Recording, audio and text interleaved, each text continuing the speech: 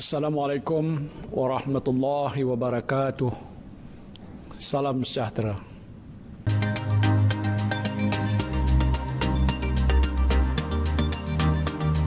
Terima kasih kerana menonton video ini. Sokong channel ini dengan klik butang subscribe dan lonceng di bawah.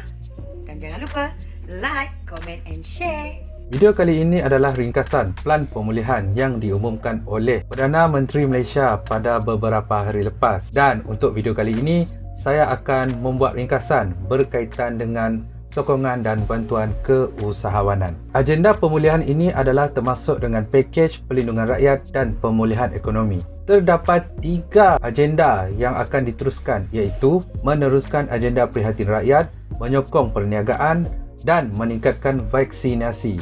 Tapi saya akan berbincang dan menerangkan mengenai meneruskan agenda prihatin rakyat dan menyokong perniagaan. Sebelum saya pergi kepada agenda bantuan dan sokongan perniagaan ataupun keusahawanan, terlebih dahulu saya akan bercerita mengenai agenda prihatin rakyat. Agenda prihatin rakyat ini juga disebut sebagai BKC, iaitu bantuan khas COVID-19. 3 golongan akan mendapat manfaat ini, iaitu golongan miskin tega, B40 dan M40. Miskin tega iaitu dalam kategori isi rumah akan mendapat RM1,300 dan kategori bujang akan mendapat RM500 dan B40 kategori isi rumah akan mendapat RM800 dan bujang mendapat RM200, manakala M40 isi rumah akan mendapat RM250 dan individu bujang sebanyak RM100. Seterusnya adalah perluasan elan mencari pekerjaan kepada individu terkesan, iaitu meliputi graduan baharu, lepasan sekolah, pekerja sektor formal. Elan sekurang-kurangnya akan diberi sebanyak RM300 melalui Perkeso dan My Future Job. Manakala melalui Human Resource Development Corporation ataupun disebut sebagai HRD Corp, program Janapreneur akan diberi sebanyak RM125 juta. Lebih 20,000 pencari kerja ekonomi gig di bawah MDEC dan Global Online Workforce juga akan mendapat manfaat ini. Dalam agenda prihatin rakyat juga, manfaat untuk 1 gig data internet percuma yang bernilai sebanyak RM500 juta sehingga 31 Disember 2021 bakal memberi manfaat kepada 44 juta pengguna. Sebelum ini, Geran Khas Prihatin 3.0 telah memberi kepada usahawan dalam program Pemerkasa Plus sebanyak RM1,500, di mana RM1,000 diberi pada bulan Jun 2021 dan RM500 diberi pada Julai 2021. GKP ataupun digelar sebagai Geran Khas Prihatin 4.0 juga diberikan kepada usahawan sebanyak RM1,000 dengan jangka masa penyaluran RM500 diberi pada September 2021 dan RM500 lagi diberi pada November 2021.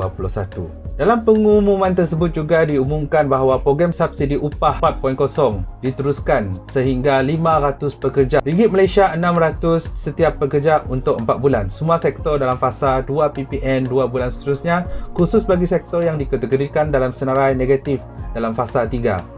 Tiada had gaji ditetapkan. Seterusnya adalah pengecualian levy Human Resource Development Corporation sebanyak RM425 juta. Dalam agenda pemulih ini juga, terdapat inisiatif pendigitalan PKS dan PKS Mikro akan membantu 200,000 usahawan meningkatkan jualan dengan nilai transaksi 1.8 bilion sejak diperkenalkan di bawah penjana, iaitu Pelan Jana Semula Ekonomi. Di bawah inisiatif pendigitalan PKS dan PKS Mikro, SME Digitalization Grant, geran padanan sehingga RM5,000 untuk pemilihan sistem atau langganan platform digital, tambahan peruntukan sebanyak RM100,000 diberikan. Ini adalah berita baik untuk pengamal seni, di mana penyokong industri seni dan kreatif tempatan, peruntukan sebanyak RM100 juta diberikan dalam bentuk kemudahan pembiayaan dan sokongan bantuan keuangan. Dijangka akan memberi manfaat kepada lebih 8,000 penggiat seni. Berita baik untuk pengusaha taska, di mana bantuan khas taska diberikan melalui Kementerian Pembangunan Wanita, Keluarga dan Masyarakat sebanyak RM3,000 diberikan secara one-off kepada lebih 4,400 pengusaha taska seliaan KPWKM dan 8,000 pengusaha tadika swasta seliaan KPM. Dalam pengumuman kali ini juga, pengusaha kantin diberi perhatian, iaitu bantuan khas pengusaha kantin diberi sebanyak RM1,000 secara one-off untuk pengusaha kantin yang berdaftar. Berita baik juga untuk pengusaha sukan, di mana bantuan khas pengusaha pusat sukan sebanyak RM3,000 diberi secara one-off melalui KBS untuk pengusaha pusat sukan. Melalui program jaringan inisiatif umum iaitu G2, peruntukan sebanyak 20 juta bantuan khas modal dan bimbingan perniagaan buat golongan OKU serta gelandangan dijangka akan memberi manfaat kepada 40,000 individu. Diumumkan memudah cara proses perolehan kerajaan iaitu nombor 1, membenarkan perubahan harga Variation of Price VOP bagi projek kerja. Nombor 2, membantu kontraktor G1 dan G4 tempatan melaksanakan projek secara undian dan sebut harga. Nombor 3, membenarkan lanjutan masa ataupun Extension of Contract EOT projek kerja atau lanjutan tempoh kontrak, bekalan dan perkhidmatan yang terjejas. Seterusnya adalah berita baik untuk usahawan MARA di mana penangguhan bayaran balik pembiayaan perniagaan MARA.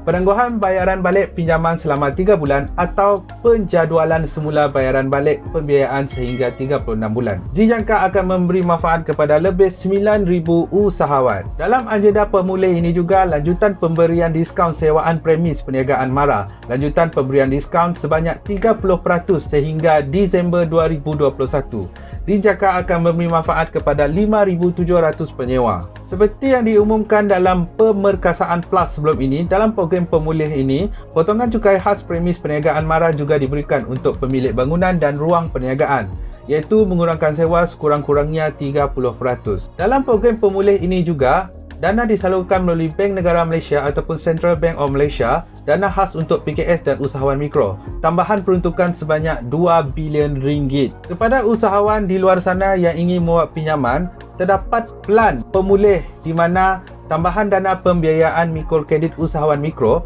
sebanyak 1.1 bilion melalui Bank Simpanan Nasional 500 juta, Tekun Nasional 100 juta dan Agrobank sebanyak 500 juta ringgit. Peruntukan sebanyak 20 juta ringgit membolehkan usahawan menjalankan aktiviti ekonomi secara berkumpulan melalui koperasi, iaitu pembiayaan intervensi pemulihan ekonomi koperasi. Seterusnya adalah bantuan sektor pelancongan di mana bantuan tambahan fasa 3 sebanyak RM3,000 diberi secara one-off untuk 5,335 agensi pelancongan Motek, peruntukan sebanyak 16 juta ringgit Malaysia. Dalam agenda pemulih ini juga, dalam program KBSP iaitu program iCitra, pengeluaran sehingga RM5,000 dan RM1,000 sebulan bagi tempoh 5 bulan. Implikasi kewangan sebanyak RM30 bilion dijangka akan memberi manfaat kepada 12.6 juta ahli.